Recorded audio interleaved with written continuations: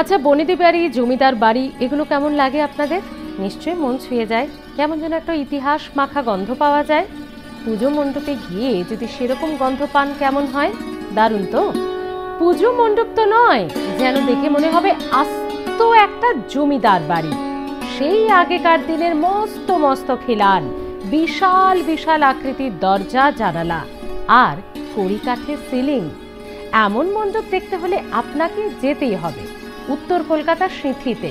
থাকছে আরো অনেক চমক, যা ক্রমশ প্রকাশ্য।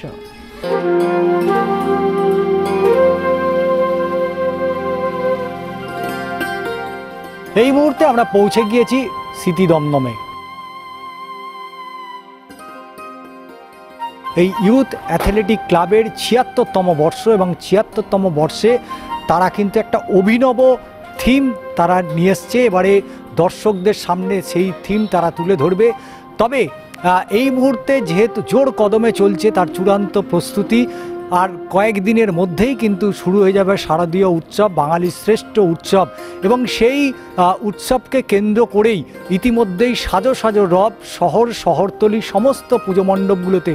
তবে ইউথ অ্যাথলেটিক ক্লাব তারা প্রতি বছরই একটা চমক রাখে, এবছরও কিন্তু তাদের চমক থাকছে, এবং সেই চমক হচ্ছে অবশ্যই সেটা রাজবাড়ি, এবং রাজবাড়ির বহু ইতিহাস দেখতে পাওয়া যাবে এই পুজো মণ্ডপে, এবং সেই পুজো মণ্ডপকে নিয়েই মূলত তাদের যে মায়ের প্রতিমা, এবং সেই প্রতিমা কিন্তু তৈরি হচ্ছে, অর্থাৎ মণ্ডপের আদলেই মূলত তৈরি হচ্ছে প্রতিমা। এবং শুধু তাই নয়, তাদের পুজো মণ্ডপ থেকে বেশ কিছু বার্তা তারা দেবে, সামাজিক বার্তা। সেই বার্তাটা ঠিক কী বার্তা সেটা আমি জানবো অবশ্যই। পুজো মণ্ডপের মধ্যে কি কি থিম লুকিয়ে আছে সেটা অবশ্যই জানবো। ক্লাবের যারা সদস্য সমর্থকরা যারা রয়েছেন অবশ্যই তাদের কাছে জানবো। সিটি ইউথ অ্যাথলেটিক ক্লাবের তারা প্রতি বছরে একটা চমক থাকে, ৭৫তম বর্ষ তাদের একটা চমক ছিল, এবারে তাদের ৭৬তম বর্ষ, এবং ৭৬তম বর্ষে ঠিক থিমটা কি সেটা একটু দর্শকদেরকে জানালে ভালো হয়।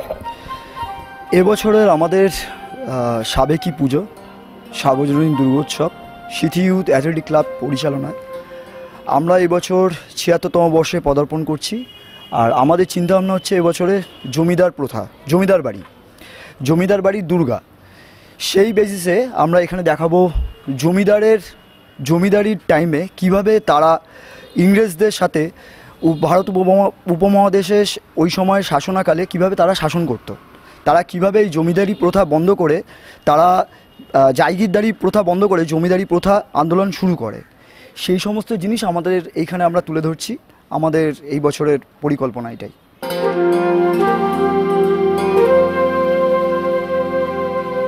এই যে পুজো মণ্ডপ যে তৈরি হচ্ছে অবশ্যই দর্শকদের অবশ্যই আকর্ষণ বাড়াবে, তার কারণ জমিদারির যে বিষয়টা অর্থাৎ জমিদারি প্রথা, সেই জমিদারি প্রথার একটা অংশ অবশ্যই দেখা যাবে ৭৬তম বর্ষে ইউথ অ্যাথলেটিক ক্লাবের তাদের এবছরের থিমে। এবং দেখতেই পাওয়া যাচ্ছে যে ইতিমধ্যেই কিন্তু প্রতিমা একেবারে শেষ পর্যায়ে, অর্থাৎ শেষ তুলির টান অবশ্যই বাকি রয়েছে।